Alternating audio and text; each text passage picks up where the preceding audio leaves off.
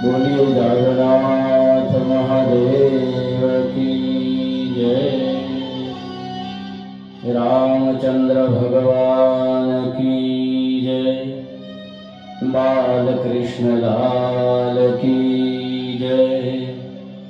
कुलदेवी मात की जय।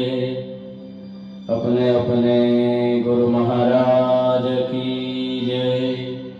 जलाराम बापानी जय। अपने अपने माता पिता की जय। सत्य सनातन धर्म की जय। हरि ओम। नमः पार्वती पतये। हर हर महादेव हर। वाला भक्तजनों, આજે 7મો દિવસ ગુરુવાર, તો શ્રાવણ માસની 7મા દિવસની કથા મંગલાચરણ કરી અને કથામાં પ્રવેશ કરીએ.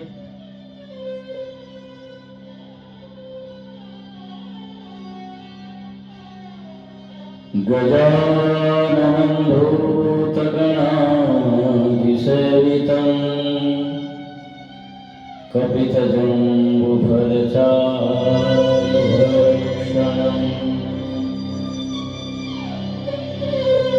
ઉમાસુतं શોકવિનાશકારકં નમામિ વિઘ્નેશ્વરપાદપંકજં.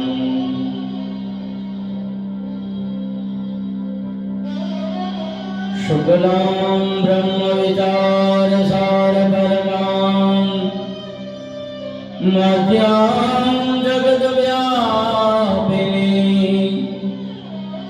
વીણાપુસ્તકધારિણીં અભયદાં જાડ્યાંધકારાપહા. હસ્તે સ્ફાટિકમાલિકાં વિદધતિ પદ્માસને સંસ્થિતાં. વંદે તાં પરમેશ્વરી ભગવતી બુદ્ધિપ્રદાં શારદાં.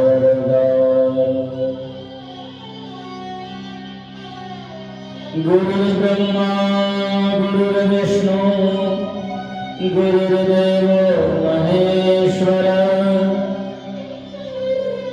ગુરુર્સાક્ષાત પરબ્રહ્મ તસ્મૈ શ્રી ગુરુવે નમઃ.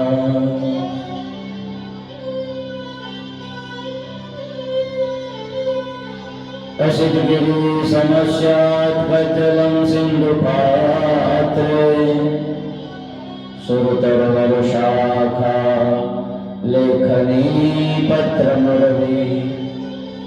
લિખિતિ અધિગહિત્વા શારદા સર્વકાલં તદપિતર્ગુણાનાં ઈશપારં યાતિ.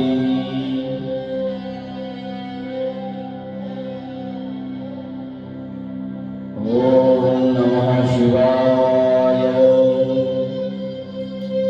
શિવાય નમસ્તુભ્યં યમદંડભયાપહ.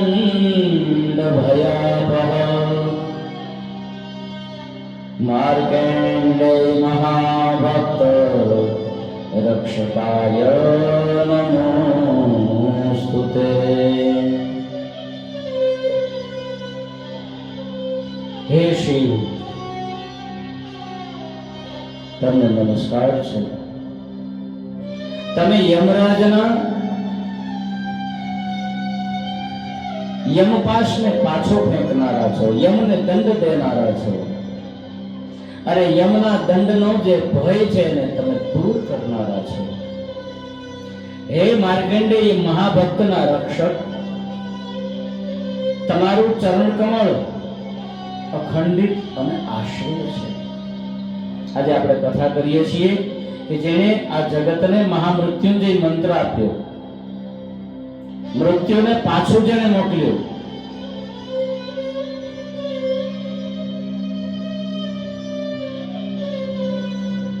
ભૃગુગોત્રી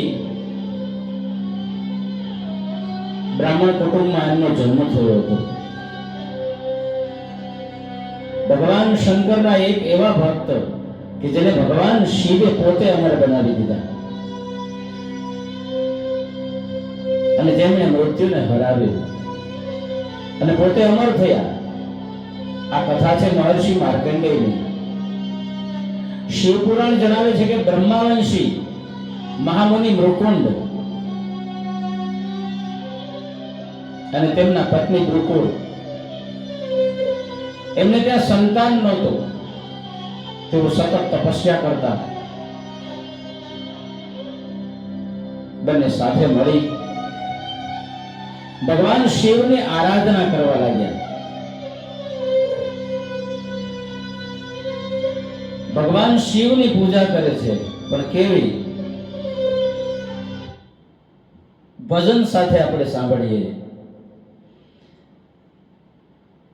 कह देना डमरू वाले से तेरे द्वार पुजारी आया है, तेरे द्वार पुजारी आया है, तेरे द्वार पुजारी आया है. कह देना डमरू वाले से तेरे द्वार पुजारी आया है. ना थाली है ना लोटा है, ना दूध है ना पानी है, बस खाली हाथों में आया हूँ, तेरे द्वार पुजारी आया है.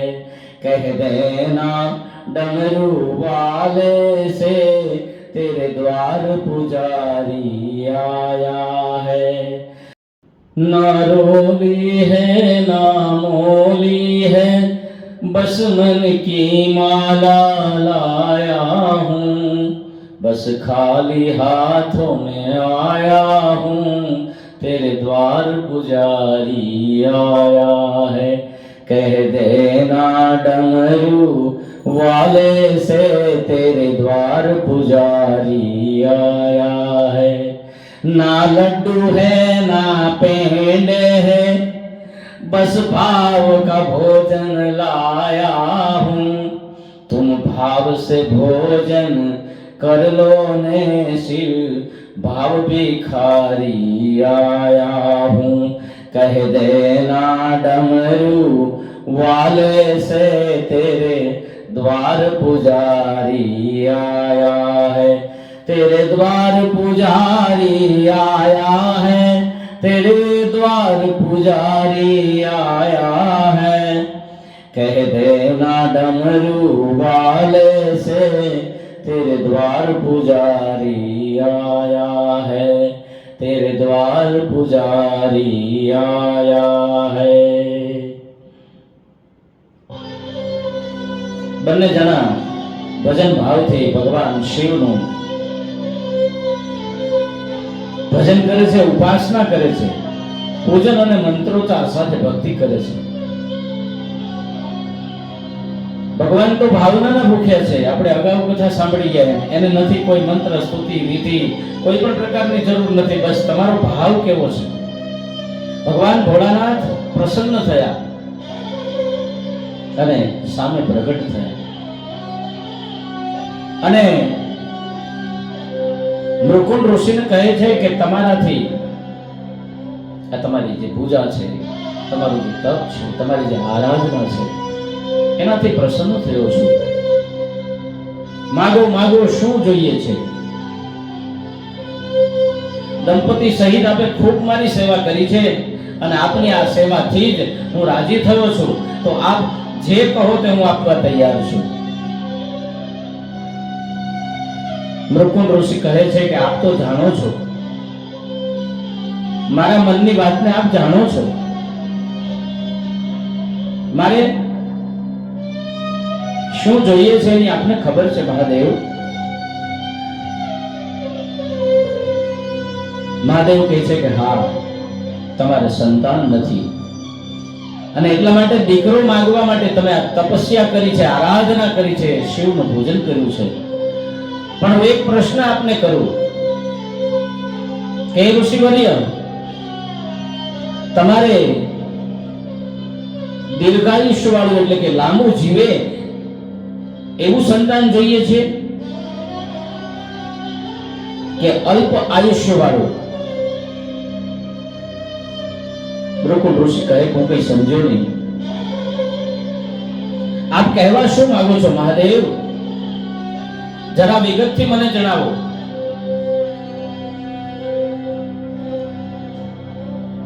મહાદેવ કહે છે કે જો તમારે દીર્ઘ આયુષ્ય, લાંબા આયુષ્ય વાળું બાળક જોતું હોય તો એ સાધારણ બુદ્ધિનું હશે.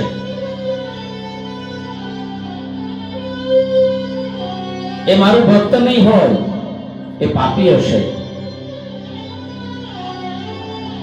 અને જે અલ્પ ઓછા આયુષ્ય વાળું બાળક હશે એ મારો પરમ ભક્ત હશે અને મહાન ઋષિ તુલ્ય હશે.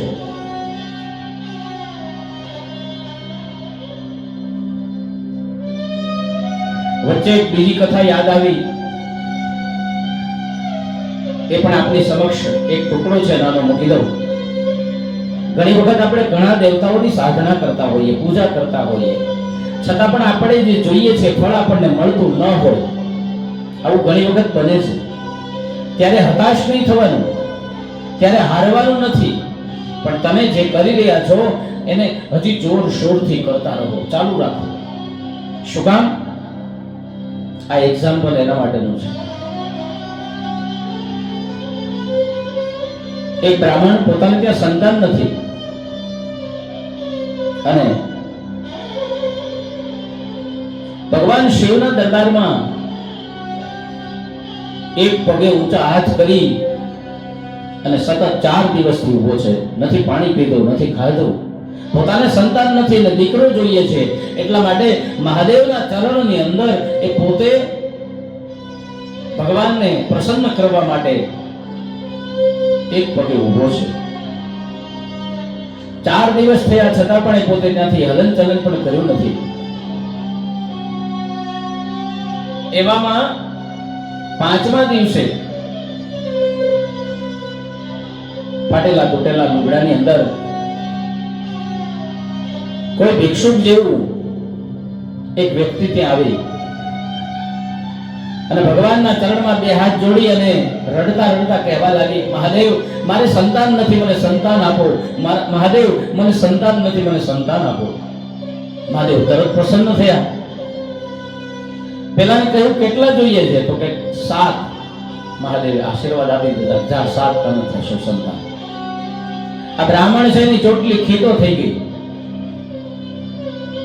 કે હું 4 દિવસથી નથી પાણી પીધું, નથી ખાધું અને મંત્ર જાપ પણ અટક્યો નથી. એક પગથી ઊંચા હાથ કરી અને હું ઊભો છું, છતાં મહાદેવ મારી સામુય જોતા નથી. અને તમે ખાલી આ 5 મિનિટ કે 10 મિનિટ આવીને પ્રાર્થના કરી ગયો આ માણસને, તમે એને પ્રસન્ન થઈને વરદાન આપી દીધું ને 7 દીકરા આપી દીધા. મહાદેવ કહે છે કે ભૂદેવ શાંતિ રાખો. એમને ત્યાં સંતાન મારે દેવા માટે શોધવા જવાના નહોતા. તમે ભૂદેવ છો, તમારે ત્યાં મારે સંતાન આપવાનું છે. એ મારે વિચારીને આપવું પડશે, પાત્ર જોઈને આપવું પડશે. પેલાને મેં સંતાન આપ્યા, એ કોણ છે એ જોવું છે તમારે? ભૂદેવ કે હા. તમે મંદિરના પગથિયા નીચે ઉતરો, એક સુકાઈ ગયેલો પોદળો પડ્યો છે, છાણ પડ્યું છે, એને તમે તોડો, એમાંથી 7 જીવડા નીકળશે.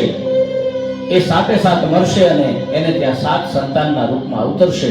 મારે તમારે ત્યાં જે દીકરો આપવો છે એવું પાત્ર મને મળે ત્યારે હું તમારે ત્યાં દીકરો તમને અર્પણ કરું ને, પ્રસન્ન થઈને વરદાન આપું ને. મને તમારા ઘરે જે પાત્ર જોઈએ છે એ પાત્ર આપવા માટેની હું રાહ જોઈ રહ્યો છું. એટલા માટે ભૂદેવ મેં તમને હજી સુધી વરદાન આપ્યું નથી ને પ્રસન્ન થયો નથી. એટલે કોઈ પણ સાધના શરૂ કર્યા પછી કદાચ ફળ મળવામાં વાર લાગે તો એ દેવ બદલવા નહીં.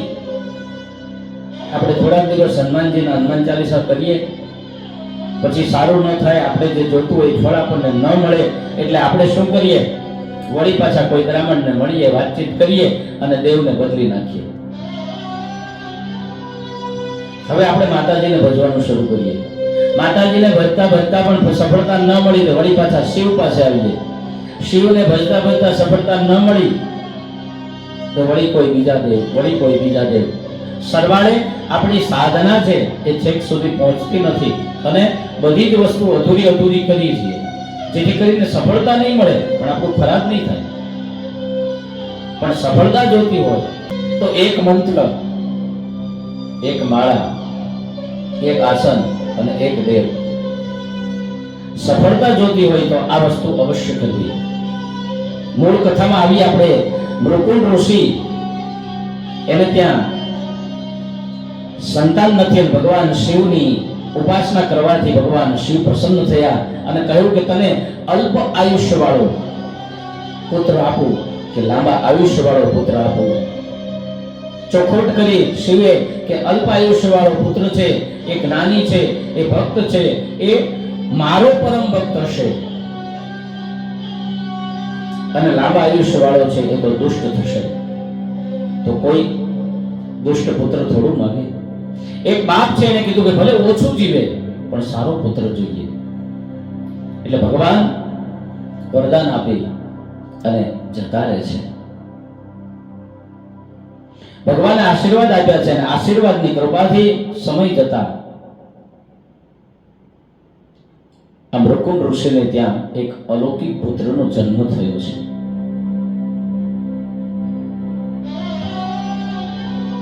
મૃકુંડનો પુત્ર છે, એનું નામ માર્કંડેય રાખવામાં આવ્યું છે.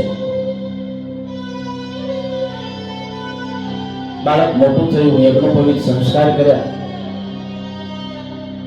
ધીમે ધીમે આ બાળક છે એ પાઠશાળામાં ભણવા ગયું. બ્રહ્મ જ્ઞાન, વેદ શાસ્ત્રોનું જ્ઞાન, ધીમે ધીમે એનામાં ભક્તિની ભાવનાઓ છે વિકાસ મળી પામવા. આ બાળક બાળપણથી જ ઓમ નમઃ શિવાય, ઓમ નમઃ શિવાય એનો જપ શરૂ કર્યો. ભોલેનાથના નિયમિત પૂજન, જપ, કવચોનો પાઠ કરવા લાગ્યો. સવાર સાંજ દુગ્ધાભિષેક એટલે કે દૂધથી ભગવાન શિવનો અભિષેક કરવા લાગ્યો. ભગવાનને બીલીપત્રો ચડાવવા લાગ્યો. ત્રિદલમ ત્રિગુણાકારમ ત્રિનેત્રમ ચત્રિયાયુધમ ત્રિજન્મના પાપ સંહારમ એક બિલ્વમ શિવાર્પણમ. શિવની આરાધનામાં પોતાનું મન લગાવી દીધું અને એનું દૈનિક કર્મ બની ગયું.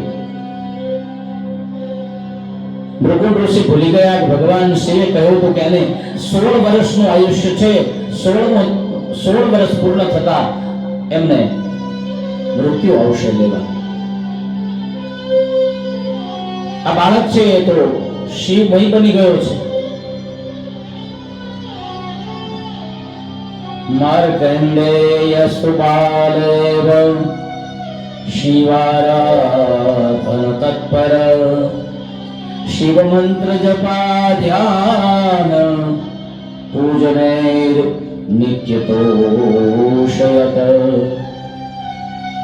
આ માર્કંડેય બાળપણથી જ શિવ આરાધનામાં તત્પર રહ્યા અને શિવ મંત્રના જપ, ધ્યાન, પૂજન એનાથી ભગવાન શિવને પ્રસન્ન કરતા રહ્યા. ધીમે ધીમે કરતા ઉંમર વધવા લાગી. ઉંમર વધતા વધારે જ્ઞાન થયું, વધારે શિવના સ્તોત્રો પાકા થયા. પ્રભુ પ્રાણનાથમ વિભુ વિશ્વનાથમ જગન્નાથ નાથમ સદાનંદ ભાજમ भवद्भव्य भूतेश्वरं भूतनाथं शिवं शंकरं शंभुमीशानमीरे। ધીમે ધીમે 15 વર્ષ પૂરા થયા, 16 વર્ષ પૂરો થવાનો સમય આવ્યો છે।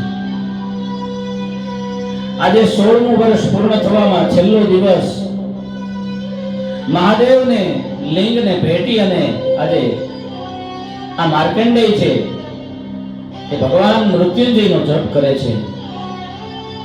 મૃત્યુંજય મહાદેવ ત્રાહિ માં શરણાગત जन्म मृत्यु जरा व्याधि पीडितं कर्म बंधने।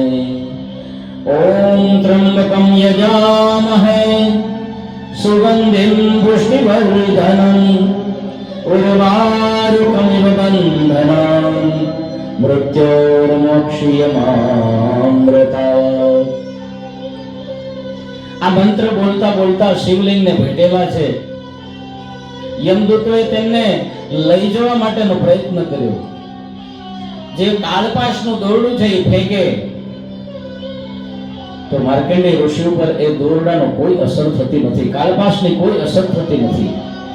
એ તો શિવલિંગને બથ ભરીને બેઠા છે। પોતાના હૃદય મહાદેવ પોતે હૃદય બનીને જેમ ધડક ધડક ધડક ધડક કે બેઠો છું બાળક, તું ગભરાઈશ નહીં। યમના દૂતોથી કંઈ ન થયું એટલે આખરે યમરાજ પોતે આવ્યા। એમણે કાળપાશનું દોરડું ફેંક્યું। દોરડું ફેંકતાની સાથે આ બાળક અને લિંગ આ બંને જણા એ કાળપાશના દોરડામાં આવ્યા અને જ્યાં યમરાજ ખેંચવા જાય ત્યાં ધડામ કરતું શિવલિંગ ફાટ્યું। ભયંકર તેજ રૂપ ધારણ કરીને ભગવાન ભોલેનાથ છે એમાંથી પ્રગટ થયા। લિંગ ભીત્વા મહાદેવ જ્વાલામાલા સમાયુત ત્રિશૂલં સંક્ષિપ્ય તદા યમં જગ્રાહ કોપત। ભગવાન પ્રસન્ન થયા, લિંગમાંથી બહાર નીકળ્યા। એક બાજુ ખુશી, એક બાજુ ક્રોધ।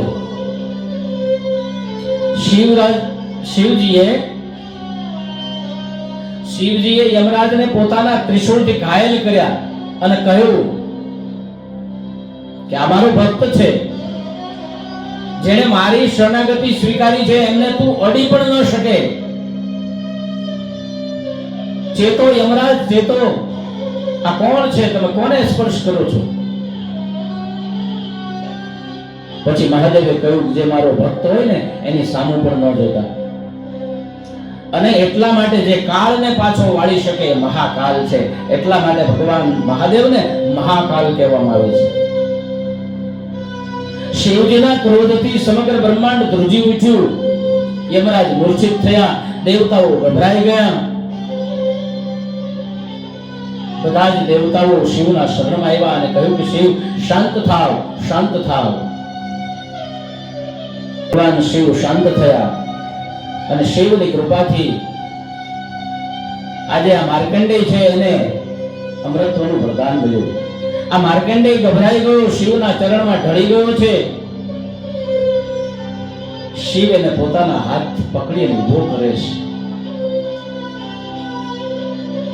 યમરાજ આવી અને ક્ષમા માંગે છે કે માફ કરો શિવજી, તમારી લીલા, આ તમારી અમને કઈ ખબર ન પડી। તમે જ્યારે પુત્ર તરીકે એને વરદાનમાં આપ્યું ત્યારે તમે 16 વર્ષ જીવશે એવું વરદાન આપ્યું હતું। 16 વર્ષ પૂરા થયા એટલા માટે હું લેવા આવ્યો હતો। ત્યારે શિવજી કહે છે કે 16 વર્ષ કોના કહ્યા તમે? કળિયુગના નહીં, બ્રહ્માનો એક દિવસ। હવે વિચાર કરો કે મારી એક આંખનું પલકારું થાય એમાં હજારો બ્રહ્માંડ પૂરા થાય ને બંધ થાય। આ મારા દિવસોની વાત છે। મેં એને 16 વર્ષ મારા આપ્યા છે, શિવજી કહે છે, એટલા માટે એ અમર બનશે। તમારે પૂછવું તો મને, જ્યાં સુધી ભગવાન શિવજી કહે છે કે આ બ્રહ્માંડ છે ને ત્યાં સુધી અમર રહેશે। દેવતાઓ પણ તેમને નમન કરે છે. એવા સનાતન સંત પુરુષ તરીકે હે માર્કંડ, તું જાહેર થઈશ. અને માર્કંડેય બાદમાં મહાકાલને સમર્પિત ભક્ત જીવન જીવે છે. તેમણે માર્કંડેય પુરાણ, દેવી મહાત્મ્ય જેવી અનેક કથાઓ લખી ભગવાન શિવ ને પ્રસન્ન કર્યા અને શિવ ભક્તિમય જ પોતે ચિરંજીવી બની ગયા છે. એટલે એનું મૃત્યુ છે નહીં. તો આવા મૃત્યુંજયના મંત્રને દરરોજે દરરોજ આપણા ઘરમાં જો પાઠ કરવામાં આવે, શ્રાવણ માસ દરમિયાન 1.25 લાખ મંત્રનું અનુષ્ઠાન કરવામાં આવે, તો આપણા ઘરમાં કોઈ ગંભીર રોગથી પીડાતું હોય તો એ રોગમાંથી મુક્ત થાય. આપણા ઘરમાં કોઈ એવી વ્યક્તિ હોય કે જે વર્ષોથી બીમાર હોય છતાં એનું મૃત્યુ ન થતું હોય, તો સુખેથી કોઈ પણ પીડા વગર એ ભગવાનનું ધામ મળે. એટલા માટે પણ મૃત્યુંજયનો જપ કરવામાં આવે છે. મૃત્યુંજયનો જપ કરવાથી માત્ર મૃત્યુ ઉપર જ જીતી શકાય એવી વાત નથી, પણ તમારા જીવનમાં આવનારી તમામ બાધાઓને પણ મૃત્યુંજય મંત્ર દૂર કરે છે. મૃત્યુંજય મહાદેવ ત્રાહિમામ શરણાગત, જન્મ મૃત્યુ જરા વ્યાધિ પીડિતમ કર્મ બંધને, મારા એવા કોઈ કર્મના બંધન હોય તો એમાંથી પણ તું મુક્ત કરજે. આ મંત્રની આ તાકાત છે, પણ આપણે નથી કરતા. દરરોજ સવારે ગાયત્રીની માળા અને મૃત્યુંજય મંત્રની માળા દરેક ઘરમાં દરરોજ થવી જ જોઈએ. અને એ થશે તો જરૂરથી તમારા ઘરની ઓરાઓ બદલી જશે, તમારા ઘરનું વાતાવરણ બદલી જશે. ઘરમાં જે કલિયા કંકાસ એ બધું ધીરે ધીરે દૂર થવા લાગશે. તો વાલા ભક્તજનો, અવશ્ય મહામૃત્યુંજયની માળા દરરોજે દરરોજ ઘરમાં કરવાની. આજની કથાને અહીંયા વિરામ આપીએ. ફરીથી એક વખત આ કથા દરેક જીવ સુધી પહોંચે એવો પ્રયાસ કરો, શેર કરો, સબસ્ક્રાઇબ કરો. સૌને જય જાગન્નાથ.